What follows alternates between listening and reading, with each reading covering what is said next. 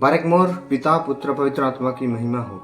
तो दोस्तों, क्या आप जानते हैं कि जब यीशु मसीह ने समुद्र में तूफान को शांत किया था तो उस समय यीशु मसीह ने आंधी को तो डांटा पर पानी को नहीं। वो तूफान कोई साधारण सा तूफान नहीं था। यीशु मसीह के ज्यादातर चेले मछुआ थे और वो समुद्रों के मौसम के बारे में और आने वाले तूफानों के बारे में बड़ा ज्ञान रखते थे। उन्हें पता होता था कि कब तूफान आ सकता है और कब नहीं, कब समुद्रों में सफर करना सेफ है और कब नहीं है। तो अगर उस रात तूफान आने के संकेत होते तो चेले ने उस रात समुद्र पर यात्रा नहीं करते।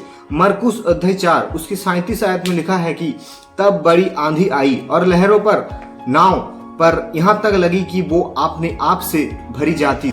ग्रीक भाषा में जो ओरिजिनल भाषा है, जिसमें बाइबल का नया नियम लिखा गया है, उस भाषा में मरकुस 4 उसकी 37 आयत में आंधी आई की जगह पर जिस शब्द का इस्तेमाल किया गया है वो शब्द है गिनोमई, जिसका मतलब है कि अचानक से, यानी कि वो तूफान अचानक से पता नहीं कहां से आ गए। आसमान साफ था, लहरें शांत थी, पर अचानक से तेज आंधी चलना शुरू हुई और एक बड़ा तूफान आ गया और लहरों उनकी नाव पर जोर जोर से टकराने लगा। अब जो लहरें उनकी नाव पर टकरा रही थी, इसके बारे में ग्रीक भाषा में जो शब्द इस्तेमाल किया गया है वो शब्द है एपीबालो। एपीबालो का अर्थ है उठाकर फेंकना। कोई बॉल या पत्थर उठाकर मारता है तो इस वचन का मतलब ये बनता है कि उन लहरों का कोई उठाकर उनकी नाव पर मार रहा था। तब यीशु मसीह उस चुनाव में बड़ी आराम से सो रहे थे, पर चेलों ने यीशु मसीह को जगाकर उससे कह रहा था, हे गुरु, क्या तुझे कोई चिंता नहीं, हम नष्ट हुए जाते हैं। तब यीशु मसीह ने उठकर आंधी को डांटा और पानी को कहा, शांत रहे, थाम जा, और आंधी थाम गई और बड़ा चैन हो गया। इस वचन में लिखा है कि यीशु मसीह ने आंधी को तो डांटा पर पानी को नहीं। यीशु मसीह ने पानी को क्यों नहीं डांटा? क्योंकि उन लहरों को उनकी नाव पर फेंकने वाला शैतान था और इसलिए यीशु मसीह ने उनकी जड़ को पकड़ा और आत्मिक क्षेत्र में शैतान को डांटा। जब शैतान भागा तो पानी को डांटने का कोई जरूरत नहीं पड़ी। जो मुसीबत उस समय नजर आ रही थी वो लहरें थी, पानी था, पर यीशु मसीह ने पहले पानी से कुछ नहीं कहा। यीशु मसीह ने उसकी जड़ को पकड़ा। वो तूफान शैतान की तरफ से था। शैतान जानता था कि यीशु मसीह और उसके चेले जिस देश में जा रहा है वहां एक बहुत बड़ा चमत्कार होने वाला है, क्योंकि उस जगह पर एक मनुष्य रहता था जिसके अंदर 6000 से ज्यादा दुष्ट आत्माएं रहती थी। शैतान जानता था कि अगर उस मनुष्य का सामना यीशु मसीह से हो गया तो वो दुष्ट आत्मा से आजाद हो जाएगा और ये एक बहुत बड़ा चमत्कार होगा जो परमेश्वर की महिमा को लेकर आएगा। जब भी आपके जीवन में कोई बड़ा चमत्कार है या बड़ा मुकाम आने वाला होता है तो उस समय शैतान आपकी जिंदगी पर बहुत अटैक करती है।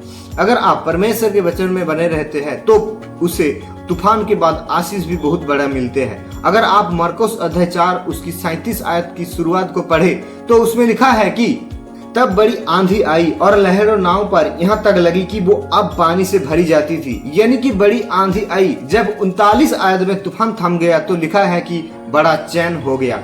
जितना बड़ा तूफान उतना बड़ा आशीष।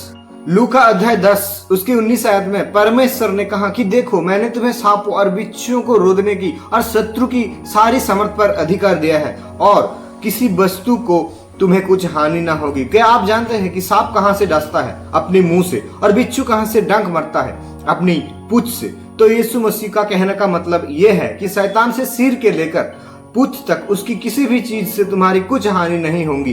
बाइबल बताती है कि यीशु मसीह ने अपनी कलीसिया को वो सब अधिकार दिए हैं जो यीशु मसीह के पास थे। और यूहन्ना अध्याय 14 उसकी 12 आयत में यीशु मसीह ने कहा कि मैं तुमसे सच सच कहता हूं कि जो मुझ पर विश्वास करता है, जो ये काम जो मैं करता हूं वो भी करेगा, वरन इनसे भी बड़े काम करेगी। ग्रीक भाषा में लिखा है कि यीशु मसीह ने पानी से कहा। शैतान को डांटने के बाद पानी के ऊपर जोर लगाने की कोई जरूरत नहीं पड़ी। यीशु मसीह के उठने से पहले चेलों ने अपना सारा जोर पानी को नाव के बाहर निकालने में और नाव को टूटने से बचाने में लगा दिया।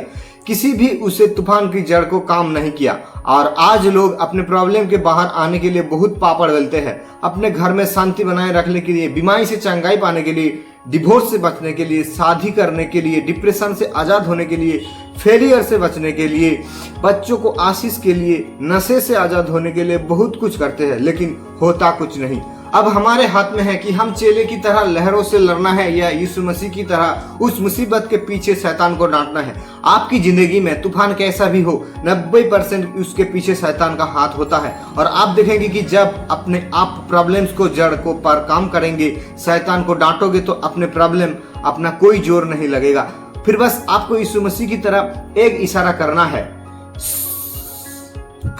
और प्रॉब्लम गायब, तूफान थम जाएगा और बड़ा चैन आ जाएगा। परमेश्वर आपको आशीष करे। सबको जय मसीह की।